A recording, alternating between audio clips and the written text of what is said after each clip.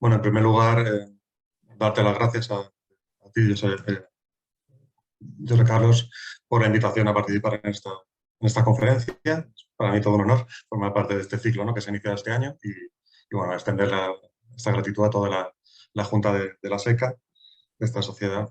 Y bueno, sin más dilación, la conferencia que voy a realizar, intentaré no alargarme mucho, se va a centrar en la producción afórica, sobre todo la producción afórica, también en parte hablaremos de los hornos, pero sobre todo de la producción afórica y su difusión en el área de la costa central tarraconense, centrado en las producciones de vino, que como todos muchos conoceréis, es la principal producción que se exportaría en ánforas en este territorio.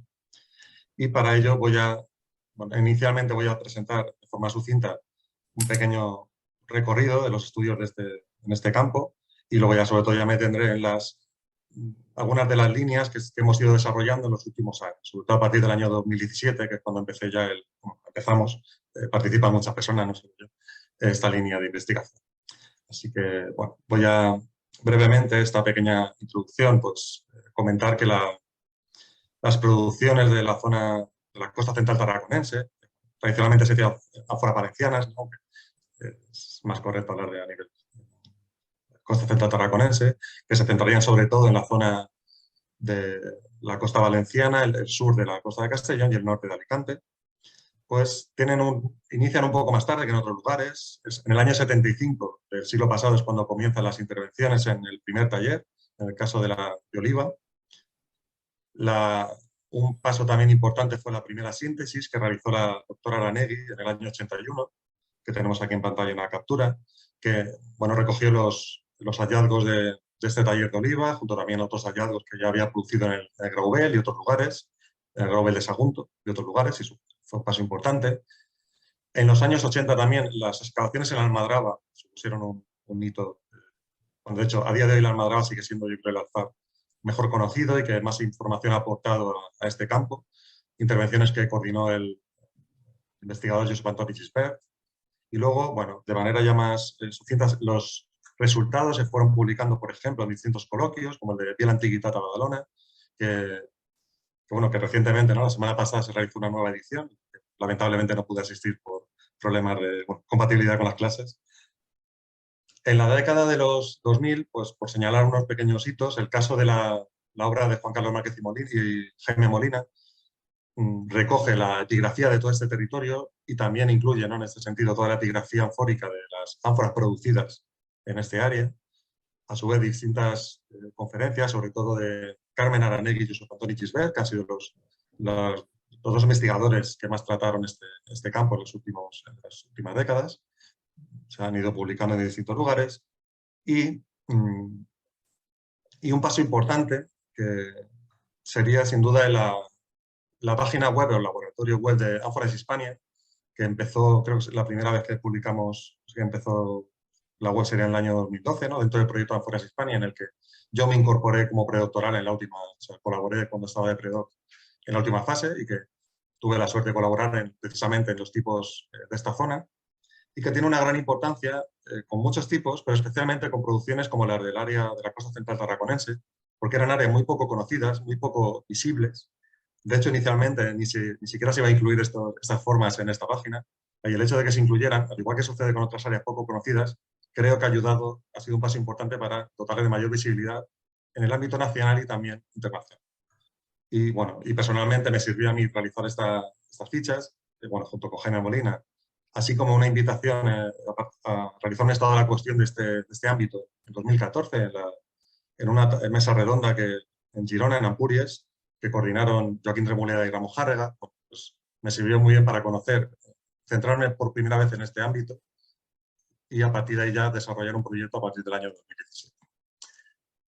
Brevemente, ¿qué se sabe de estas producciones? No me voy a detener. Quiero centrarme en lo que hemos ido realizando en los últimos años, así que únicamente presentar las formas más constatadas, más confirmadas, serían 4. No voy a entrar en detalles morfológicos en esta conferencia, de la familia de la 304, el ánfora oliva 3, que en principio, ¿no?, por su semejanza con las 3 el 20, desde un principio se vinculó a la producción, sobre todo con las Alter 71, a la producción de aceite. Y luego 2 ánforas, de base plana, el caso de la Gala 4, que son imitaciones de la narbonense, que de hecho se hizo un estudio con la Benemerc y Gisbert y las medidas eran exactas respecto al taller de Sales II, así que claramente hay una vinculación con este taller. Y por último, el tipo menos conocido de los 4, que sería la Almadraba 4, que tenemos a la derecha de la presentación, y que, bueno, hasta el momento solo se documentó en la Almadraba. Todas estas ánforas aparecen en la Almadraba y en el taller de la Rana, en el que luego me centraré. Bueno, de estas ánforas, la más encontrada, la que más se ha producido hallazgos, sin duda alguna sería la ánfora de la familia de las Reses. Son distintas variantes. En el ámbito de las Ciglinae, lo mismo, una visión general, simplemente para situarnos. La mayor parte de la producción de las hornos con producción anfórica se sitúan en la zona de la Marina Alta y el sur de la Safor, en este recuadro que tenemos ampliado aquí a la derecha. ¿Vale? De los 26 alfares, la gran mayoría son de este área. Son alfares que sobre todo empiezan a mediados del siglo I después de Cristo y a inicios del II la gran mayoría ya no continúan. Aún así, la mayor parte de ellos los conocemos solo por prospecciones, hay muy poca información. Y la principal excepción sería el caso de la almadraba, que perdura hasta el siglo III, y el alfar de la rana, en el que, como digo, la trataré con más detalle, que es un alfar extraño en cuanto que se inicia en una época ya más tardía, en el siglo II. No tenemos por ahora ninguna prueba de que este taller tenga producción en el siglo. Más allá de este área, pues hay algunos talleres en distintos puntos de la provincia de Valencia y sobre todo hay una cierta concentración en el entorno de Sagunto, de la antigua Sagunto, que también trataremos posteriormente.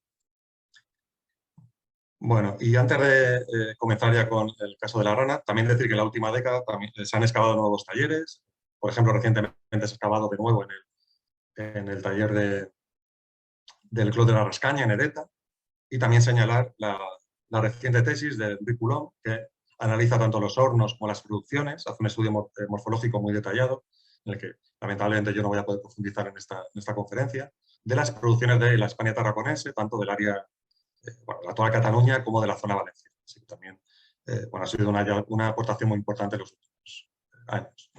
Y bueno, sin más, voy a entrar ya a presentar de manera relativamente somera las líneas que hemos ido realizando de investigación. En primer lugar, una vez decidimos empezar una investigación sobre las producciones y exportaciones de las ánforas de la costa central tarraconense, decidimos que una parte debería centrarse en conocer mejor uno de los hornos y optamos por el horno de la Ciglina de la Rana, que como digo era muy interesante, pues es el único que tiene una cronología relativamente tardía, siglo II y III fundamentalmente. Este taller se encuentra en Gata de Gorgos, en el Valle de San Bertomeu, acaba desembocando a partir del río Gorgos, ¿no? En el litoral, y a partir de ahí se exportaría a otros puntos del imperio. En primer lugar, bueno, este taller, no se me pase, aquí teníamos una pequeña captura, fue por primera vez conocido, ¿no? Descubierto por Joaquín Bolufer, que lo voy a conocer en estas actas en el año 95, junto con Ignacio Baños. Y en 2017 comenzamos este proyecto de investigación, financiado con un proyecto emergente de la Universidad de Alicante, con el apoyo del Museo de Sarria y el apoyo, por supuesto, del Ayuntamiento de Gata de Gorgos. Un proyecto que codirijo con Joaquín Bolufer, con Jaime Molina y con Francisco Álvarez Tortosa. Y bueno, en primer momento realizamos unas prospecciones con Georadar, con el apoyo del equipo de Lázaro Lagóstena, que nos permitieron conocer algunas áreas de mayor concentración cerámica, en las cuales realizamos dos campañas, en el año 2018 y 2019, dos campañas no demasiado grandes, pero que aportaron como suele pasar en el caso de los hornos, una enorme cantidad de cerámicas, ¿no? Acabamos totalmente desbordados, ¿no? Por la ingente cantidad de material. Bueno, como se puede ver en el perfil, ¿no? Todo de la cerámica prácticamente, ¿no? Apenas encontramos tierra una vez quitamos la primera capa agrícola. Y bueno, aquí tenemos algunas imágenes de la excavación. La última la realizamos en 2019. Y bueno, para centrarme ya en la parte de las ánforas binarias, pues como tenemos en pantalla, sobre todo lo que documentamos son ánforas de la familia de la Gala 4, en una fase tardía, la Gala 4 ya de una época avanzada, así como algunas formas que se relacionarían también con la almadraba 4, que se conocía sobre todo en el caso del taller de la almadraba, por ahí el nombre, ¿vale? Con muchísima variedad, por ejemplo, de bordes. Se puede apreciar en pantalla la variedad morfológica de los bordes es muy, muy amplia. Actualmente estamos terminando de sistematizar la clasificación de estas producciones, que esperemos que podamos publicar en los próximos meses. ¿Vale? Pero una gran variedad. Sobre todo ánforas de base plana, pero relativamente estrecho, en torno a 5 o 6 centímetros de diámetro, y que claramente nos remiten a un momento muy avanzado dentro de las producciones del ámbito valenciano. Sería el taller que comienza más tarde y que perduraría durante el siglo III. También, aunque en prospecciones en los años 80 no se habían encontrado restos, cuando excavamos sí que nos encontramos que también había una producción de Dressel, de la familia Dressel los 4, no voy a entrar en detalles, de esta familia, que no se conocía en este taller, pero son formas que son distintas a las que encontramos en los otros talleres del siglo I. Claramente estamos en otro momento, son formas mucho más finas, los pivotes son realmente curiosos, no tienen la misma morfología que presentan, como digo, otras producciones. Y, bueno, aparecen en menor cantidad que estas ánforas del ámbito de la Gala 4 tardías, pero aparecen en una cierta cantidad, no es nada esporádico. Así que eso sí que ha sido una sorpresa que nos encontramos cuando excavamos este taller. ¿Vale? Faltaría documentar este tipo de producciones tan características en lugares de exportación, ¿no? Que por ahora es un trabajo que apenas hemos iniciado. Bueno, en este taller y en todas las investigaciones que estamos realizando, estamos acompañándolo de un programa de analíticas sistemático de todas estas producciones. En el caso de la rana lo hemos realizado en la Universidad de Alicante, trabajos coordinados por Isidro Martínez. Bueno, no voy a entrar en detalles tampoco, no sería un poco aburrido para esta conferencia, ¿vale? Pero son pastas muy finas, como se puede ver, por ejemplo, en este fragmento que vemos en la parte baja, con muy pocos desgrasantes, normalmente colores anaranjados, como los veis, pero sobre todo son muy finas, tienen muy pocos desgrasantes, bastante llamativo comparado con nuestras producciones, aunque es una línea que se da en otros talleres de la Marina Alta y el sur de la Sierra. Bueno, hemos hecho láminas delgadas, análisis de fluorescencia de rayos X, difracción de rayos X y CP también, y bueno, también esperamos próximamente publicarlos en detalle.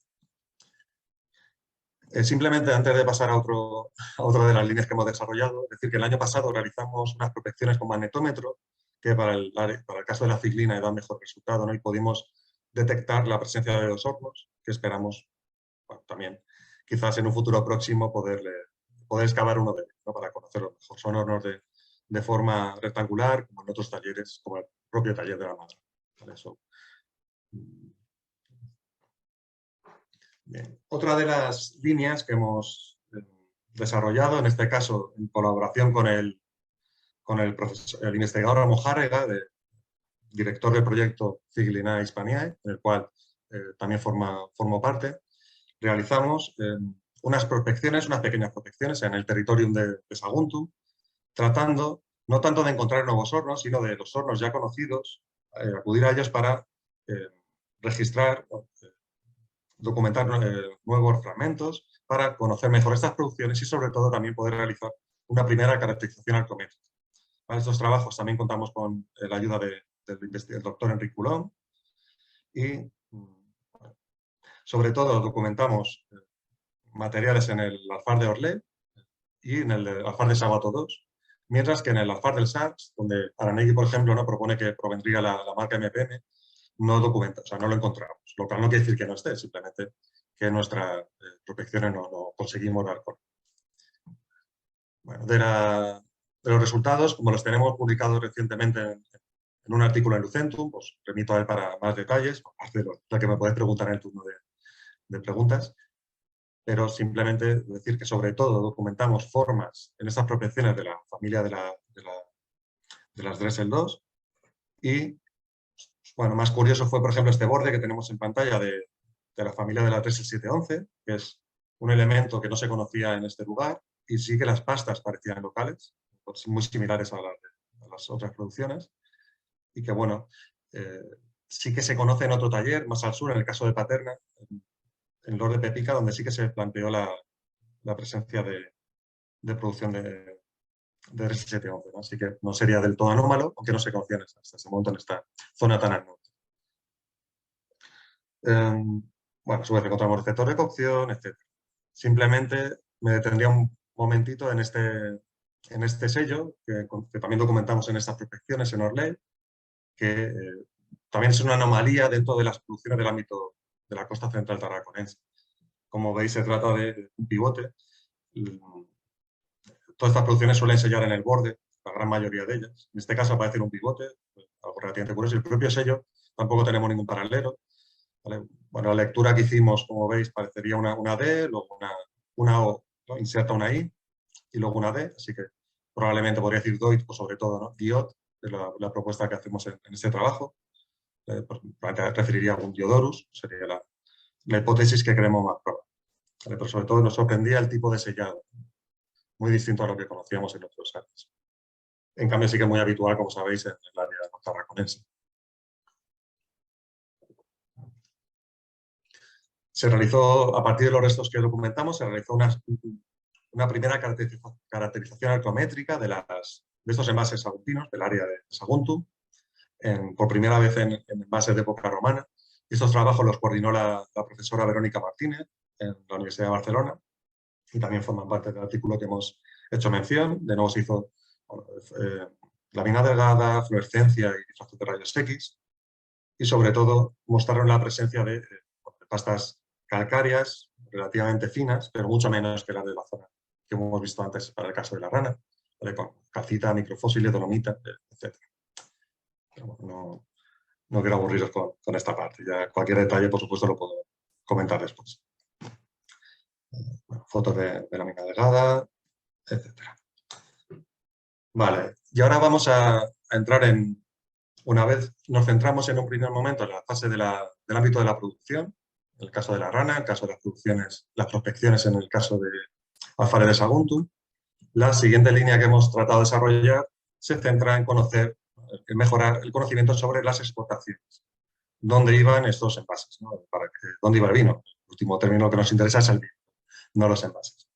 Bueno, en este sentido, las ánforas de Saguntum, cuando yo empecé, ¿no? a trabajar este tema, bueno, era un caso bastante llamativo en el sentido de que aparecían en las fuentes. Por ejemplo, en autores como Frotop o Frontón, en el texto que vemos en pantalla, aparecían mencionados la presencia del vino saguntino. En cambio, su presencia fuera de la zona del ámbito regional y sobre todo su presencia en Roma era muy, muy limitada. Hasta el punto de que, sobre todo, la principal hallazgo era la presencia de un sello en Roma, que era el BC Maternis Aginto, que, bueno, como luego se demostró por diversos autores como Piero Berni, etc., se trataba lógicamente de una ánfora de Dresel 20, con lo cual por momentos parecía que no había exportación de vino de Sagunto en la zona de Roma. Y en este momento, y en ese contexto, es cuando aparece un trabajo del doctor Hernández en el año 2017, donde directamente se cuestiona estas referencias, estas tradicionales referencias al vino de Sagunto, que como digo, la más clara es la de Frontón. Este autor reflexiona, ¿no?, sobre este ámbito y plantea que en realidad se trata de un fallo y que el texto de Frontón referiría en realidad al vino de Zaginto, ¿vale? en Oriente, ¿no?, en la zona del Egeo. Lo que vendría a mostrarnos el por qué no encontrábamos en el plano arqueológico esta presencia de estas ánforas binarias fuera del ámbito regional, no aparecían en tan poca cantidad. Bueno, pues paralelamente se volvieron a encontrar, se encontraron algunos sellos en la zona de Roma, en la propia Roma, como el nuevo mercado del Testacho, que evidenciaban una presencia de ánforas de la zona de la costa central tarraconense, aunque fuera minoritaria, a partir de la epigrafía. Y paralelamente nos encontramos con una publicación que hacía referencia a un pecio, el caso del mariposa E, que, bueno, el cual nos vamos a centrar. Este pecio aparece fue hallado en el litoral de la costa del Alguero. Aquí lo tenemos en pantalla, en el norte de Cerdeña, como todos sabemos. En la playa de la Mariposa, de ahí el nombre, se encontraron 6 pecios, o se propuso la presencia de 6 pecios. El quinto de ellos sería el que lo vamos a centrar, el Mariposa E, ¿no?, de ahí la letra. Vale, este pecio se excavó en los años 90 por parte de la dirección científica de Giorgio Spano y la dirección técnica del investigador Virgilio Gavini, y se encontraron envases, fundamentalmente envases como los que tenemos en pantalla, que claramente son ánforas de Dressel-2, que presentaban algunos de ellos, y se publicó como tal en el artículo una foto de la presencia del sello MPE, que como veremos, bueno, como todos sabéis, permitió vincularlo a casos autónomos. Inicialmente este pecio se publicó diciendo que sería un cargamento de la zona de la Laietania, a raíz de unos grafitos ante Cocturan, que llevó a esta confusión, pero, como digo, la presencia de este sello MPM, lógicamente, bueno, llevaba a pensar que estábamos ante un pecio que era de origen saguntino, ¿no? El MPM, este trianómina en el borde de ánforas de SIL2, es el sello más conocido de las producciones de este área. Así que, cuando empezamos este proyecto de investigación, decidimos realizar con la ayuda en codirección junto a Jaime Molina, el propio Virgilio Gavini y distintos compañeros y compañeras de la Universidad de Alicante que nos acompañaron, realizamos una pequeña estancia en Cerdeña y estudiamos este cargamento. Bueno, el cargamento, en parte, estaba expuesto en el Museo de Alguero, en una vitrina de la cual tener la imagen en pantalla, donde se observa como no solo eran ánforas, ¿no? También aparecieron otros elementos. Y parte del cargamento, a su vez, estaba en unos almacenes en Sasa, donde los estudiamos. Centrándome, bueno, antes de volver a las ánforas, simplemente decir que este cargamento tenía como carga secundaria la presencia de envases de paredes finas, del tipo Maillet 33, si no me equivoco, en distintos módulos, como veis en la parte baja, en 4 módulos distintos, en 4 tamaños. De hecho, estaban colocados uno dentro de otro, como forma de transportarlos. ¿Vale?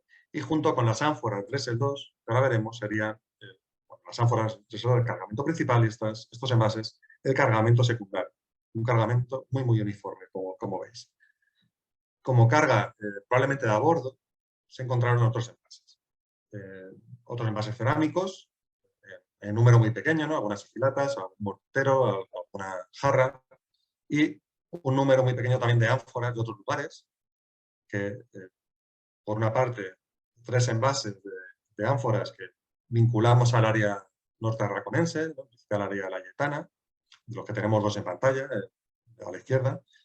A su vez, un envase de la zona de Cádiz, que tenía pastas de la zona gaditana y la forma típica de la familia de la Dressel 711.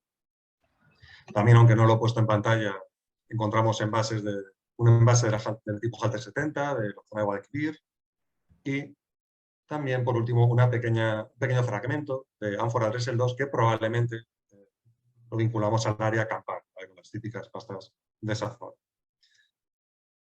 Bueno, pero el cargamento principal, ¿vale? Estos son, creo que únicamente el 4% del cargamento, el resto, el 96% o 97%, se trata de ánforas Dressel-2 de la zona de... Todas presentaban el sello MPM, con todas, disculpa, 30 de ellas, 29, presentaban el sello MPM, el mismo sello, ¿vale? Y, bueno, claramente eso nos permitía vincularlo, ¿no? De forma inicial al ámbito saguntino. Estas envases, a su vez, tienen diversas variedades morfológicas. Hemos detectado 4 grupos, que también estamos terminando el estudio de este pecio, que publicaremos ya en detalle los próximos meses. Pero ya puedo adelantar cómo tenemos 4 variedades morfológicas. A su vez, los sellos, todos son MPM, este trianómina, ¿no? Que probablemente se vincule a la familia de los Popilio, que están también documentados en Sagunto, aunque también puede referir otro nomen, ¿vale?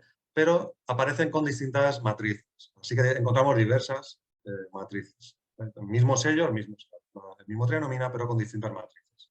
Y estamos tratando a su vez de vincularlo con las distintas formas, ¿no? Estas variedades morfológicas, a su vez en relación con estos sellos, y a su vez contrastarlo con el análisis de pastas, por comentar, ¿vale? Para ver si podrían responder a distintos alfares a pesar de tener esta misma marca, ¿no? Cual da información sobre el sistema de producción, que tan interesante es.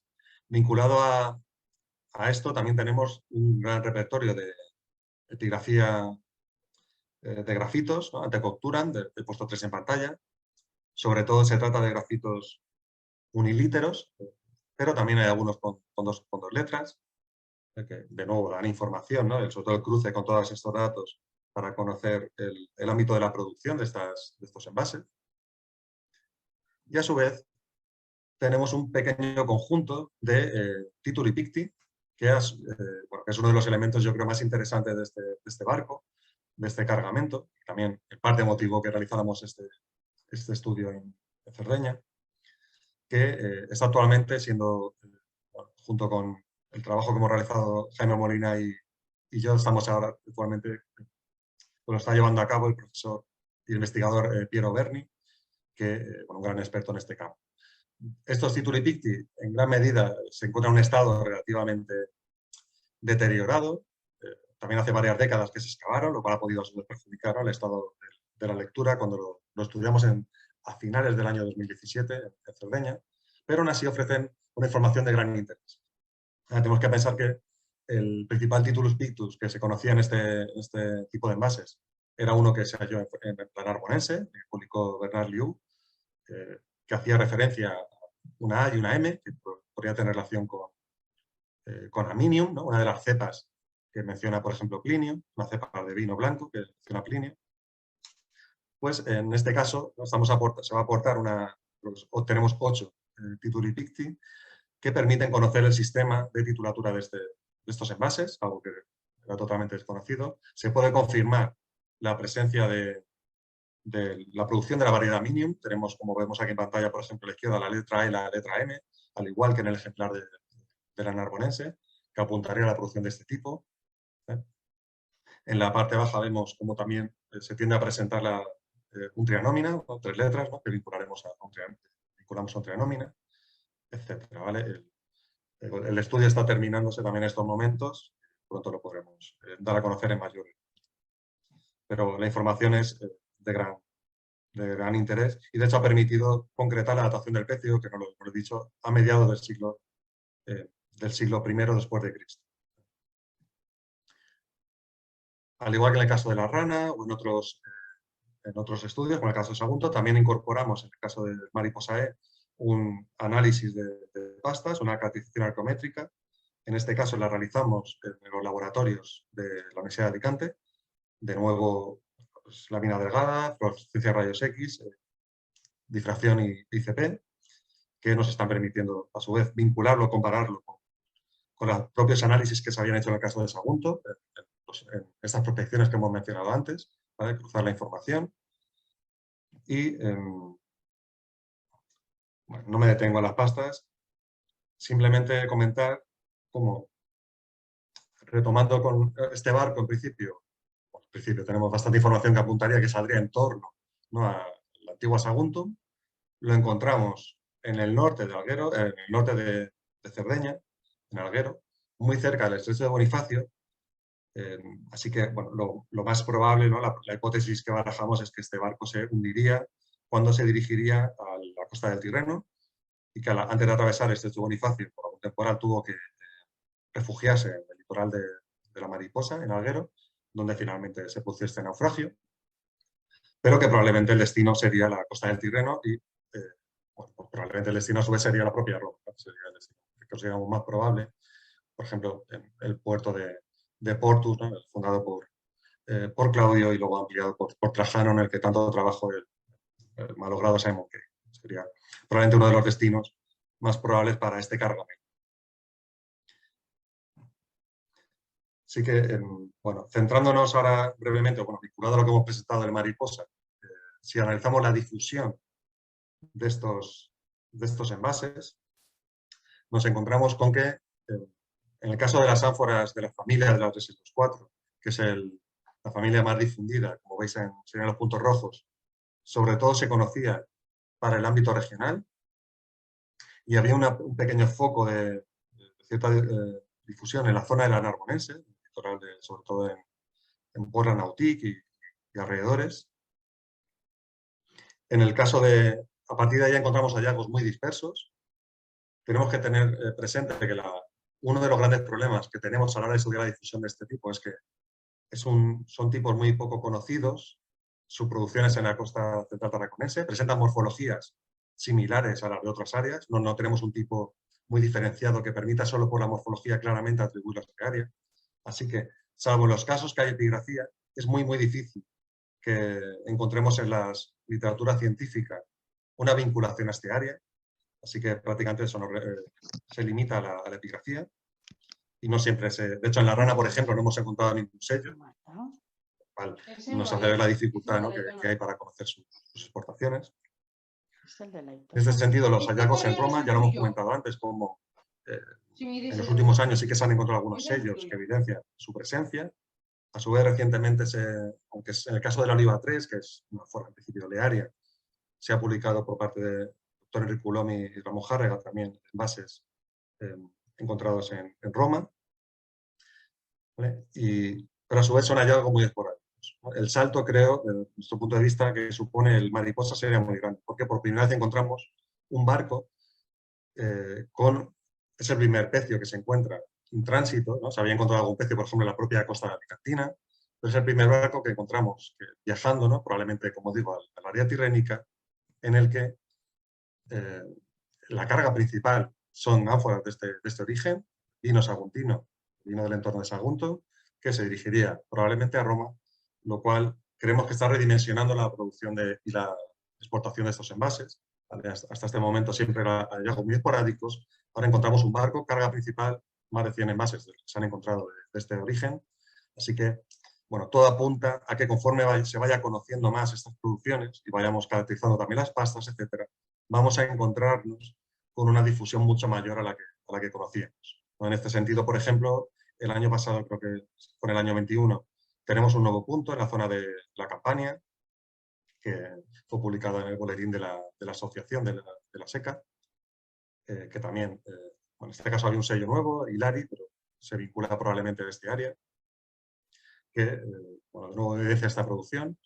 Y en este sentido, a su vez, parece interesante mencionar, aunque todavía lo tengo en proceso de estar muy inicial el estudio, pero realizamos una estancia hace no mucho tiempo en Cambridge y tuvimos la ocasión de estudiar en Londres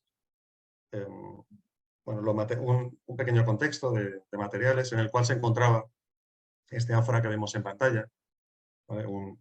El sello, más o menos, ¿no?, lo podéis leer, QF Salvi, ¿no?, Titus Fabio Salvi, que se trata de un sello que, bueno, claramente también es conocido en el área de la zona de Sagunto y que se conocía sobre todo hasta ahora en este área narbonense, la cual ya hemos hecho mención que había presencia de epigrafía anfórica de este territorio. ¿Vale? Pues ahora lo encontramos en Britania, ¿no?, en Londres, el antiguo Londinium, la presencia de este envase. Apenas pudimos ver materiales, ¿vale?, para saber cuál sería el alcance real de estas producciones, pero en este contexto, bajo la Actual City de Londres, encontramos este envase que de nuevo evidencia que la presencia de este vino sería mucho mayor a la reflejada en la historiografía. De hecho, este tipo inicialmente no se vinculó tampoco al área de Sagunto, ¿no?, a pesar de la presencia de este sello. Así que todo apunta a que cuando no hay epigrafía, y casi siempre el problema que tenemos con estos envases es que no suele haber epigrafía, salvo sobre todo el área saguntina, que tiene un mayor índice de sellado en general. La rana no hemos encontrado ninguno después de miles y miles de fragmentos. Pues esta ausencia de epigrafía está limitando mucho el verdadero alcance, o el conocimiento sobre el verdadero alcance de estas producciones. Así que bueno, al final creo que he ido demasiado rápido, me he ido saltando partes para no alargarme y se me ha quedado un poco corto. Bueno, para terminar, simplemente decir que es un trabajo colectivo el que estamos desarrollando desde el año 2017, colaborando con distintas instituciones, distintas personas y, por supuesto, también no sería posible sin la colaboración de estudiantes, sobre todo en el caso del área de la Universidad de Alicante, como los que podemos tener en pantalla. Y queremos también aprovechar esta conferencia y luego, sobre todo, va a ser colgada para darles las gracias por su participación. Y bueno, ya hasta aquí sería la presentación. Ahora, por supuesto, quedo abierto a cualquier pregunta que me queráis formular y trataré de dar respuesta. Gracias, Daniel.